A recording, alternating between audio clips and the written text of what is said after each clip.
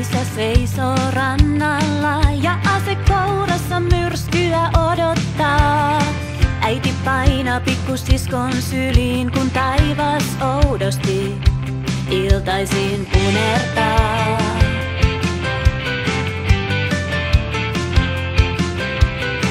Veljestä kuulin viimeksi, kun tuli kirje vierailta mailta. Kertoi voivansa hyvin, mutta sanoi, että tilanne näyttää täällä myös pirun pahalta.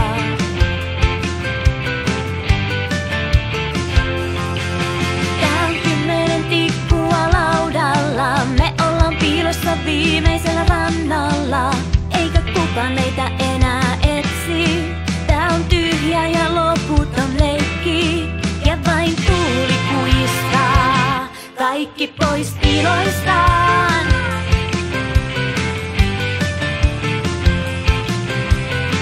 Setä on jotenkin sekaisin, se istuu liiterissä ja itkee ja nauraa. Sitä välillä saatana ja Jumala ja sanoo, meitä syntisiä rangaistaan.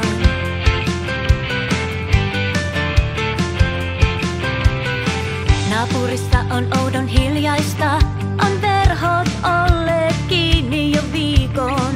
Isä kielsi käymästä siellä, sanoi tehneet mitä tehneet, se niiden asia on, oma asia on.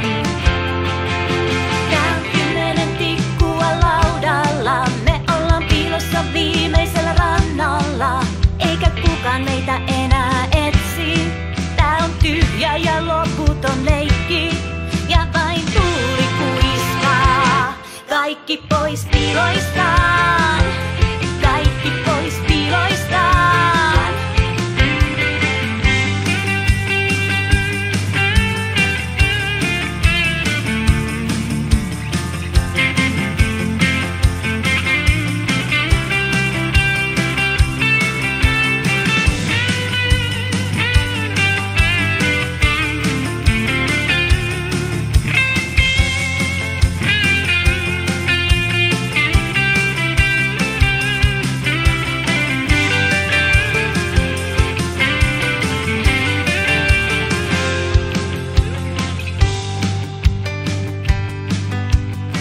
Minä olen vasta 7, mutta silti mä jotain jo ymmärrän.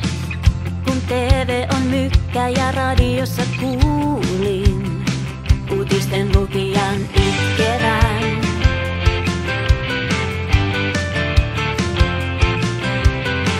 Ne puhuu jostain pilvestä, joka matkalla on vielä tänne päin. Pikkusisko kysyi montako päivää jouluun, ja isän